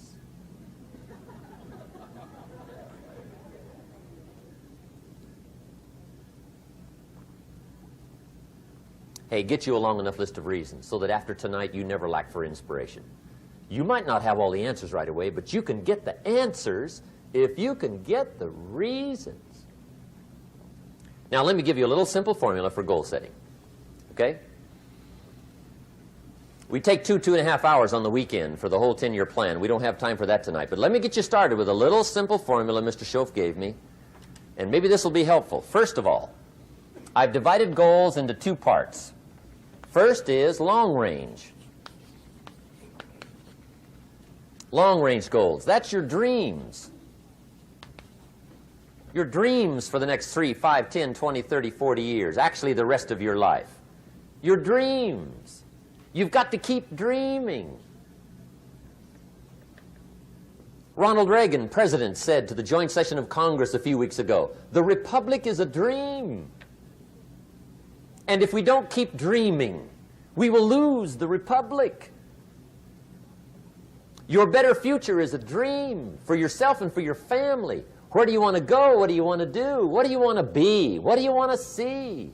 You've got to dream dreams. There's a Bible phrase that says, without dreams and visions, people perish.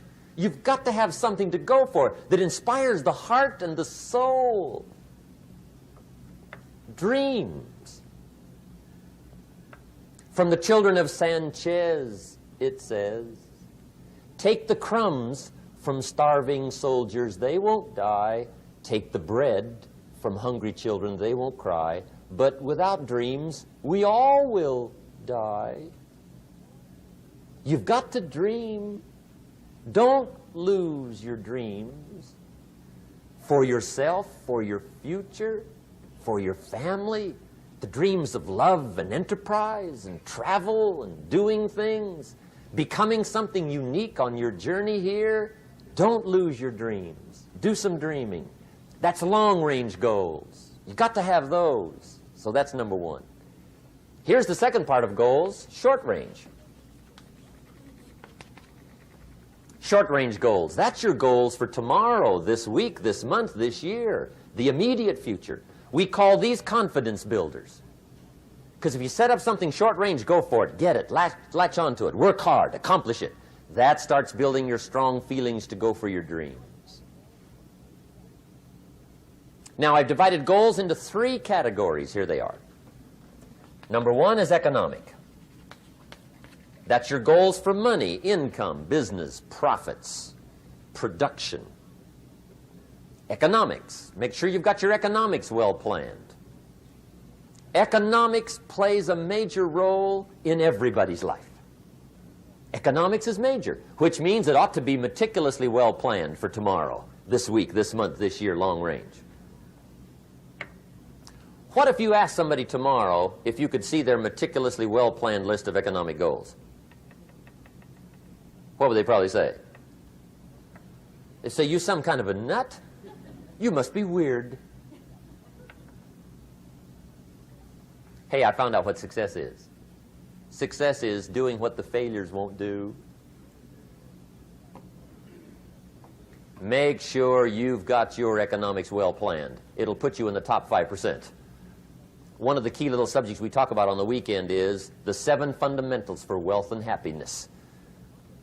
And that's one of them, well-planned economics. It's a fundamental if you want to do well. Join the top 5%. Anybody in this room can join the top 5%, if you will. Okay. Now here's the second category of goals, things. Make a list of the things you want. And on my list of things, now I put everything. Little things as well as major things. Doesn't matter how small it is, it goes on my list. I used to just put major things, cars, homes. I don't do that anymore. I now load my list with everything. Everything. And the reason is, part of the fun of having a list is checking it off.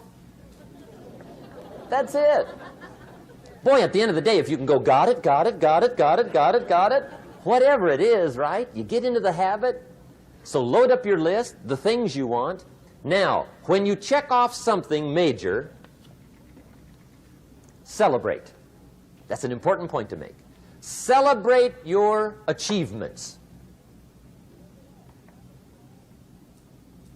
Live it up. Have a party when you reach something you've worked for a while. See, we all grow from 2 experiences. One is called the pain of losing. The other one is called the joy of winning. We need both of them. Amplify them as much as you can, which also means make losing painful. If you set up something, fooled around, didn't get it, put it on yourself. On the other side, if you did get it, congratulate yourself. Self-congratulations is a sign of maturity. Seeking congratulations is a sign of immaturity. But hey, winning and losing, see, that's what it's all about. That's the name of the game. Now, some people lead such mediocre lives, at the end of the day, they don't know whether they're winning or losing. They got no clue. Guy's just going through the day with his fingers crossed. There's a better way. Okay, here's the third category of goals, personal development. Put those goals together. Personal development goals. That's your goals to be stronger, more decisive, be a speaker, be a leader, learn a language, all kinds of skills. Okay? The whole weekend seminar was designed to improve all your skills so that you walk away more skillful. And that's what you want, the personal development skills. That's what attracts, that's what brings good things to your life, the person you become more skillful. Now, this is quite a package to work on. Economics, things, personal development. For tomorrow, this week, this month, this year, long range. Okay? That'll get you started. Now, here's the simple formula for setting goals. It goes like this. A, work on your goals. That's step 1. Work on them.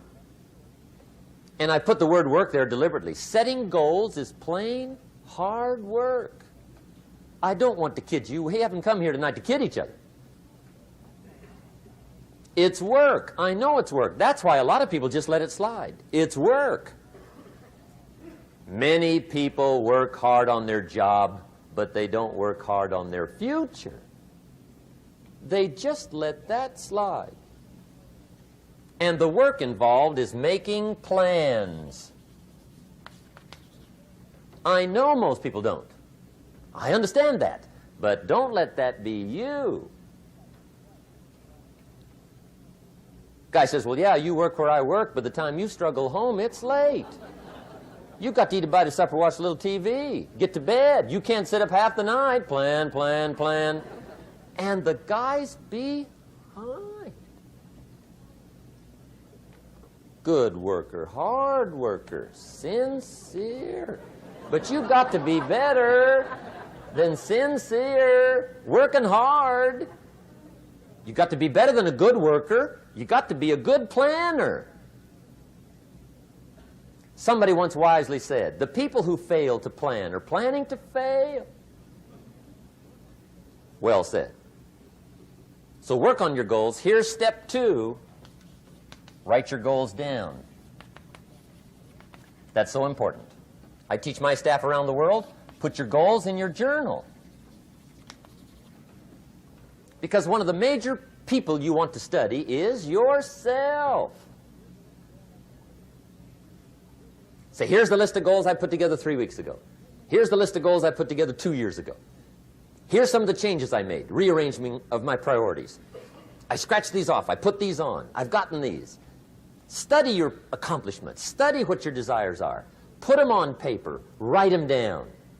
Here's another reason for writing your goals down. It shows you're serious about doing better. And to do better, you got to get serious. You don't have to be grim, but you must be serious. Everybody hopes things will get better. Everybody hopes. Poor people hope. That ought to tell you something. It means the future does not get better by hope. It gets better by plan. I used to have the affliction called passive hope. It's an affliction. It's bad. Probably what's even worse than that is happy hope. Now that is really bad. That's bad. Happy hope. The guy's 50 and he's broke and he's still smiling. See, that's not good. So get serious about your goals. Put them on paper. Write them down.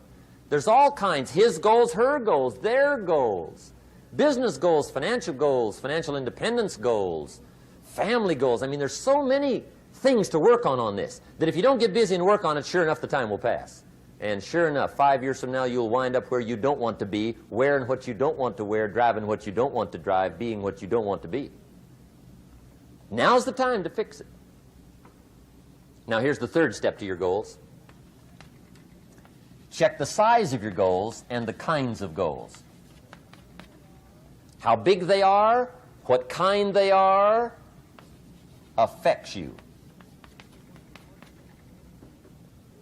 And here's one of the important phrases of the evening. Your goals are affecting you, whatever they are. Your goals affect your handshake.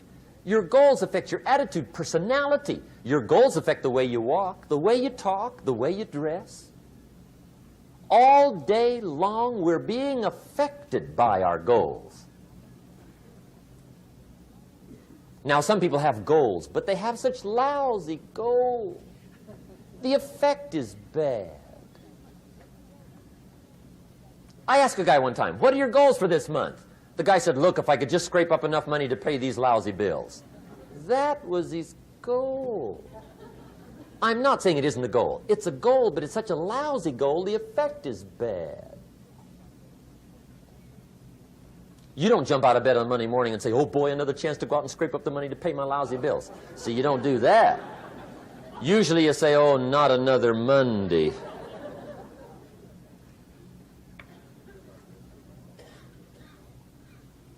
And some people have so given up on life, they have joined the thank God it's Friday club. How sad. Surely those are the same people, when life is over for them, will say, thank God it's over. Let me give you a Bible philosophy that teaches how to get whatever you want. That's the title of the next set of notes. How to get whatever you want. From the Bible. Now again, I'm an amateur when it comes to the Bible. I'm not a pro. But this I can quote, and I think that'll be sufficient. How to get whatever you want. Here's what it says if you're ready. It says, ask,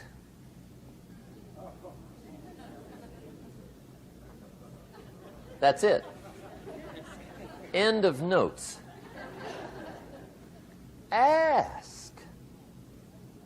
If there's one art in life to learn extremely well, that's got to be one of them. The art of asking. What does ask mean? Ask means, what do you want? And the formula is staggering.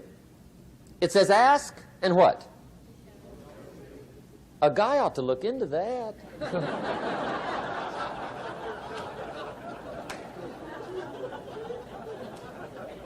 He says, yeah, but you work where I work by the time you struggle home. It's late. You've got to eat a bite of supper, watch a little TV, get to bed. You can't sit up half the night, ask. And the guys See, you've got to be better than a good worker. You've got to be a good asker. Now, let me give you 3 key points on asking and receiving. This can do it. Number 1, asking is the beginning of receiving. Asking starts a unique process, mental and emotional. I don't even know how it works. All I know is it works. It's like pushing a button and all this machinery starts working. I don't know how. It just works. There's a lot of things you don't need to know how. Just work them. Some people are always studying the roots. Others are picking the fruit. I mean, it depends on what end of it you want in on. Asking is the beginning of receiving, so start the process. Here's number 2. Receiving is not the problem. Receiving is automatic. Now, if that's true, receiving is not the problem, what's the problem? Failure to ask might be one of your major problems. I don't know. Check it out. The guy says, oh, now I see it. I got up last year and hit it every day, but there's not a scrap of paper with my goals on it. Good worker, poor asker. So you've got to change that. Here's number 3.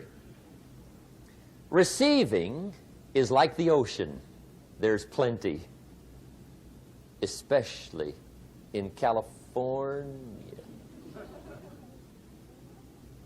It's like an ocean here.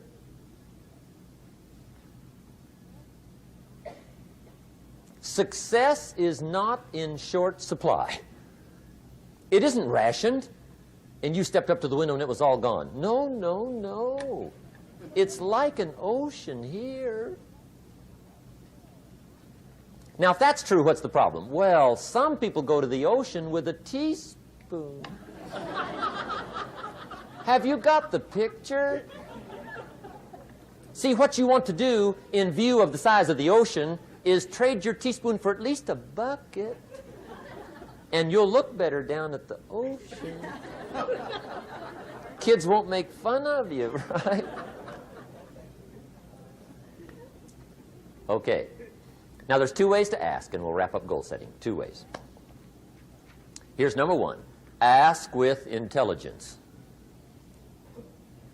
It didn't say ask intelligently, but I'm sure it meant that.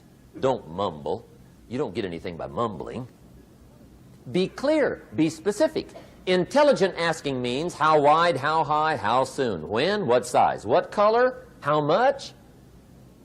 Define what you want and describe what you want. That's powerful. In the weekend seminar we teach, goals become like a magnet. They pull you that direction. And the better you describe them, the more they pull. So ask intelligently. Here's number 2. Ask with faith. That's the childish part of the equation. Believe you can get what you want like a child. Not an adult. Adults are too skeptical. So the formula really reads, make plans like an adult and believe in them like a child. And the most incredible things will happen. Just try it for 90 days. Just try it. You can always go back to the old ways. Just try it. Just 90 days, 90 days. Now, here's the last qualifying phrase on goal setting, as we promised to qualify everything. And it simply goes like this. Remember, you won't get everything you want. And we've already studied the reason for that. Simply, sometimes it hails on your crop and rains on your parade. It's that kind of planet. So you won't get everything you want, but if you will work this goal-setting formula, you can get plenty for wealth and happiness. Okay, that's goal setting. We use it around the world. We recommend it. Now, maybe it won't work as well for you as it has for me. I don't know. Maybe not. But what if it did? You got to try. Okay. Here's the last subject, the day that turns your life around.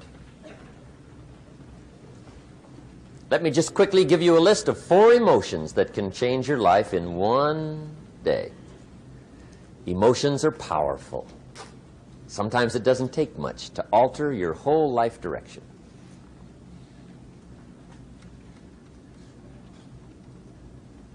Okay, here they are. Number 1, disgust. Powerful emotion. Disgust says, I have had it. See, that could be the day. The day you can say, I've had it. And whether you've had it with something small or something major, the day you can say, I've had it, may not be the day it ends, but the day it begins. That's what I said when that little Girl Scout left my door when I'm 25. I give her the big lie, she leaves, I say, I don't want to live like this anymore. I've had it with lying and being broke. Powerful day. The man's finally had it with mediocrity. He's had it with being a loser. He's finally had it with those awful sick feelings inside, knowing his wife is at the grocery store looking at 2 cans of beans, one marked 37 cents, one marked 39 cents. And the guy sick inside knows his wife's going to buy the 37-cent can, and she doesn't even like the brand. Do you know why she's going to buy the 37-cent can? To save 2 cents. The guy sick inside finally says, I've had it. Being on my knees in the dust looking for pennies, we're not living like this anymore.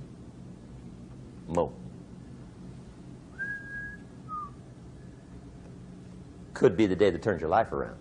The day you can say, I've had it. He walks into his closet and rips everything in it to shreds and says, I've worn this embarrassing stuff for the last time. And not only will I never wear it again, no one else will ever wear it again. Commit an act that says, I've had it. Powerful. Here's the next one, decision. And decision-making is powerful. And it's emotional. That's those knots in the pit of your stomach, right? Waking up in the middle of the night in a cold sweat, trying to decide. We sometimes call it inner civil war. What shall I do?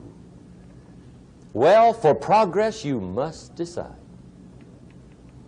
The best advice I can give you came from a wealthy friend of mine who said, if it's easy, do it easy. If it's hard, do it hard. Just get it done.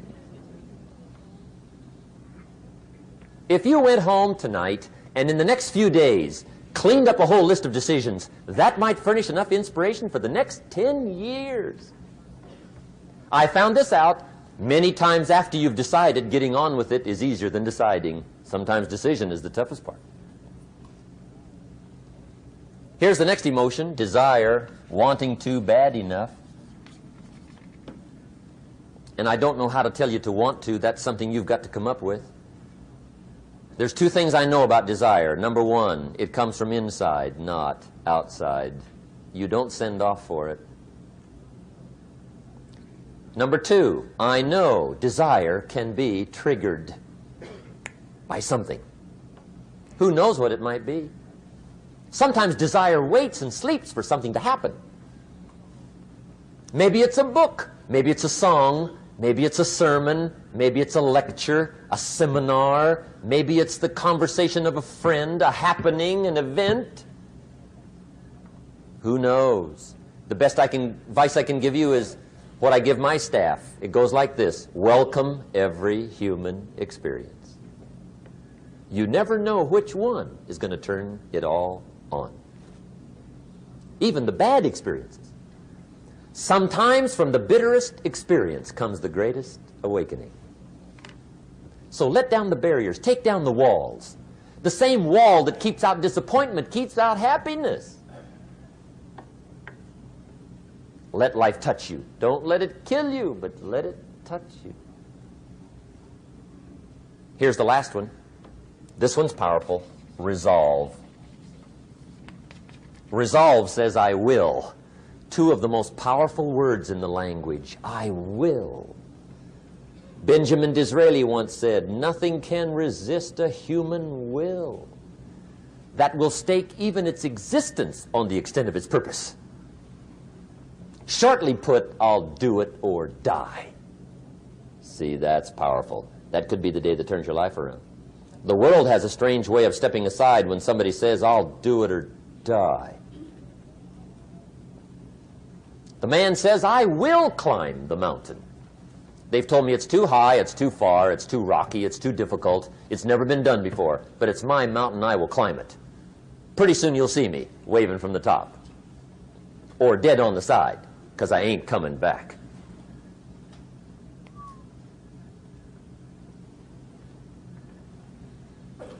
The best definition I ever got from the word resolve came from a little junior high girl in Foster City, California, up north. I'm talking to the junior high kids one day. I love to ask kids definitions. They come up with beauties. I got to the word resolve and I asked, who can tell me what resolve means? And I got several hands, and they were all pretty good, but the last one was the best. Little girl, about 3 rows back, held up her hand. She said, Mr. Rohn, I think I know what resolve means. I said, darling, what do you think it means? She said, I think it means promising yourself you will never give up.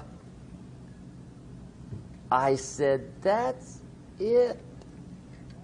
Webster, stand aside. That is the definition. Promise yourself you will never give up.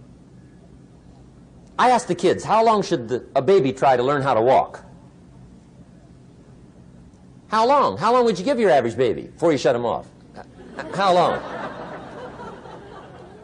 See, any mother in the world would say, you're crazy. My baby's going to keep trying until it learns how to walk. What a magic formula. Now let me show you what triggers all emotions into activity that brings results. And results is the name of the game. Here it is. Action. Finally, you must do something about how you feel. Jesus, the master teacher, said, don't just be listeners, be doers. The world admires the doers.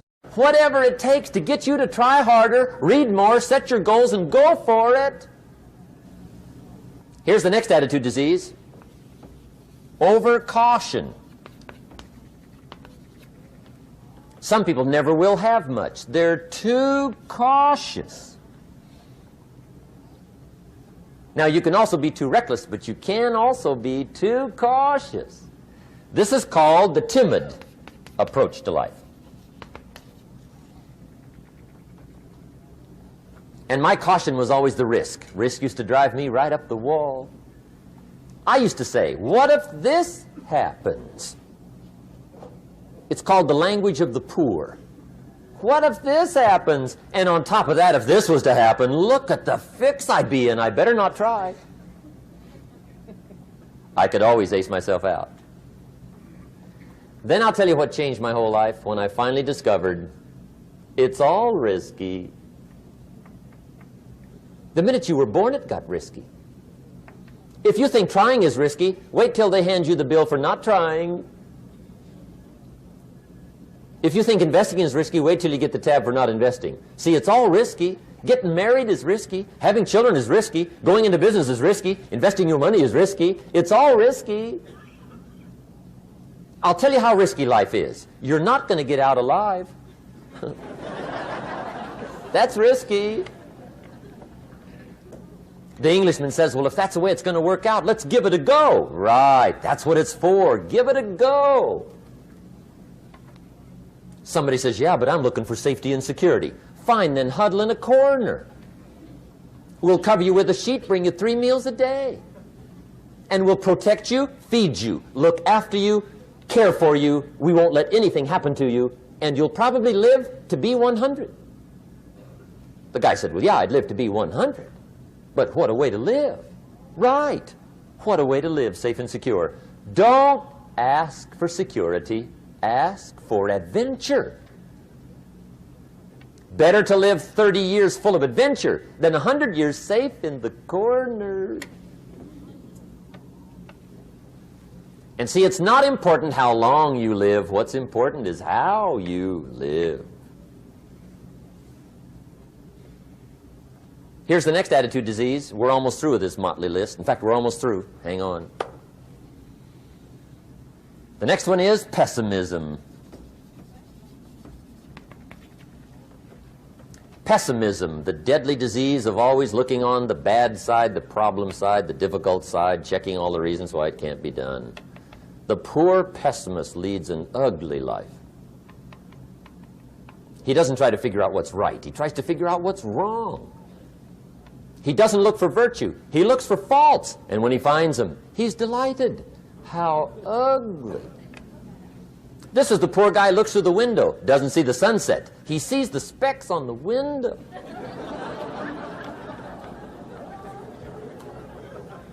And this is the poor guy, right, who rushes up, takes such leave of his senses. This guy rushes up and he says, I've got 5 good reasons why it won't work. He's so dumb he doesn't know. All he needs 1. He's got 5.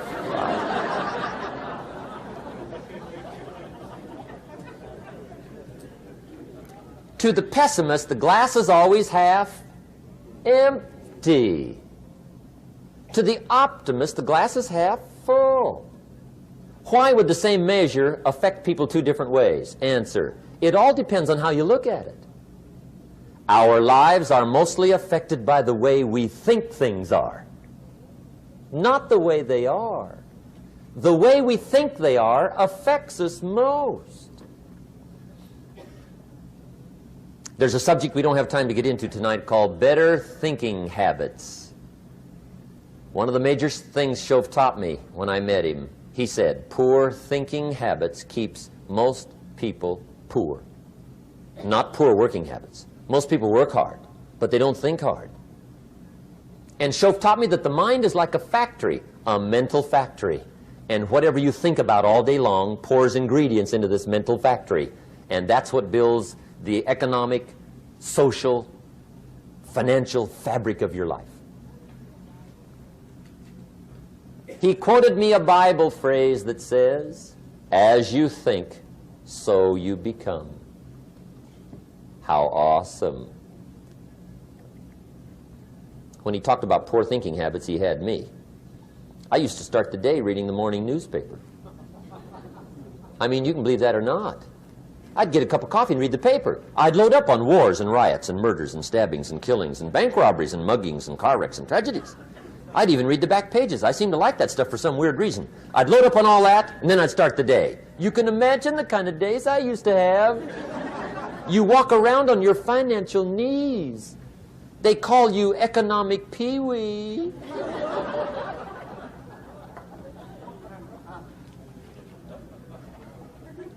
The guy says, I want to be a great leader. Wonderful. The first thing we do is follow him to his house. When we get there, we walk in and check his library, number 1. Somebody says, well, why check his library? The reason is because what a man reads pours massive ingredients into his mental factory, and the fabric of his life is built from those ingredients. You would not believe what some people have got in their house to read. You would not believe. One of the best dressed up words I know for a lot of it is trash.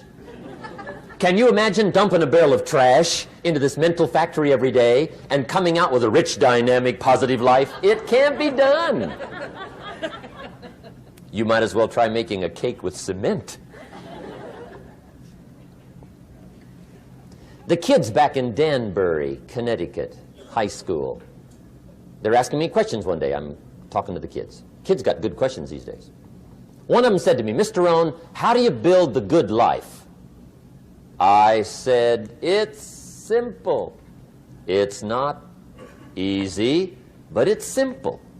Here's how you build anything. Select the right ingredients, keep out the wrong ingredients, and it starts with thought. Everything starts with thought. So you must be wise and careful what you think about, because that starts everything. You got to be wise and careful. I asked the kids, what would happen if somebody dropped sugar in my coffee? They said, well, you'd be okay. I said, what if somebody dropped strychnine in my coffee? They said, well, you'd be dead. I said, correct. Lesson 1. Life is both sugar and strychnine. You gotta be careful. I said, what if my worst enemy drops in the sugar? They said, will you be okay? I said, what if my best friend, even by accident, drops in the strychnine? They said, well, you'd be dead. I said, correct. Lesson 2, watch your coffee.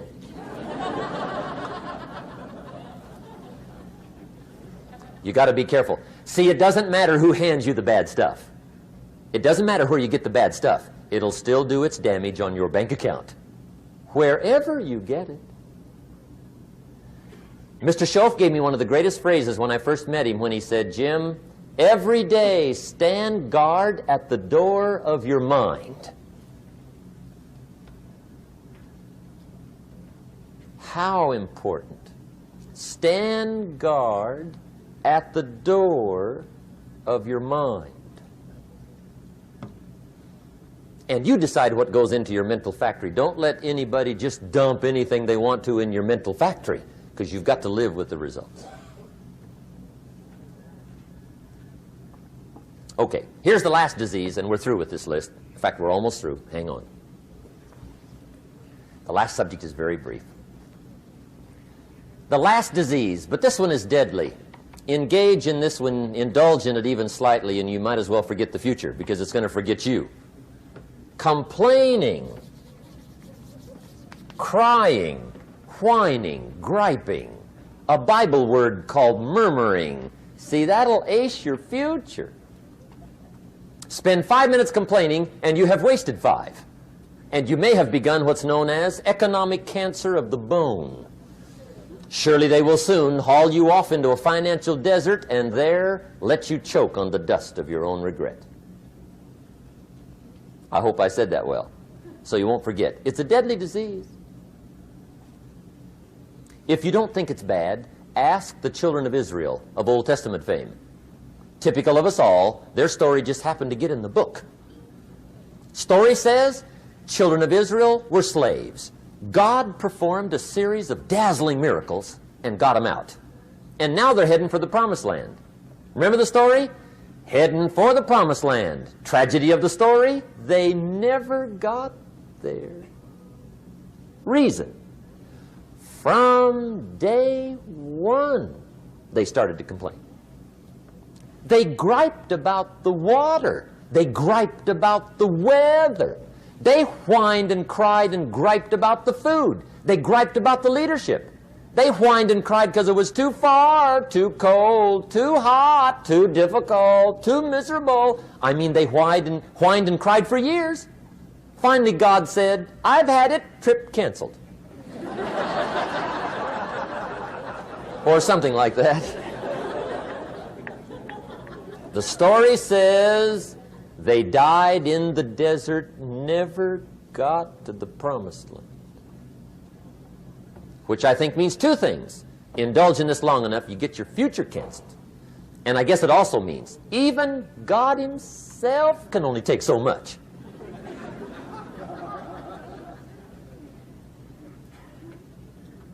Okay. Just be on the lookout of the things that can destroy all the good you start. The war is on. And this evening, tomorrow, mentally, personally, socially, economically, you got to make sure you're winning the war. And this is part of it.